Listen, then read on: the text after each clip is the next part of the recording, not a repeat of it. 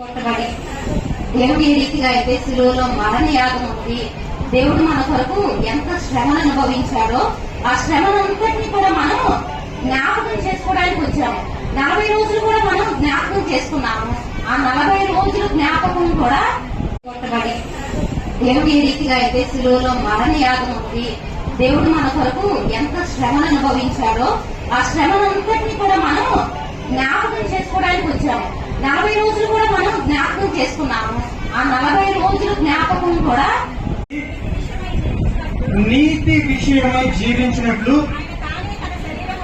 ఆయన తానే తన శరీరములు మన పాపములను రాళ్ళ మీద మోసుకెళ్ళి. ఎందుకంటే నేను నీతిమంతుడిగా జీవించాలి, పాప విషయంలో చచ్చిపోవాలి, నేను చచ్చిపోవాలి. కానీ నా ప్లేస్ నాకు చెప్పలేదు.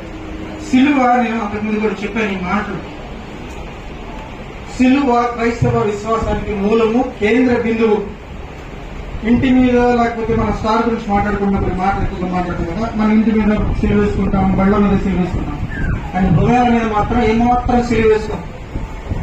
ఇంట్లో ఉంటే క్రైస్తవుడు, లేకపోతే బండి మీద ఉంటే క్రైస్తవుడు కాదు, హృదయం మీద సిలువ ఉంటే క్రైస్తవుడు వాడు.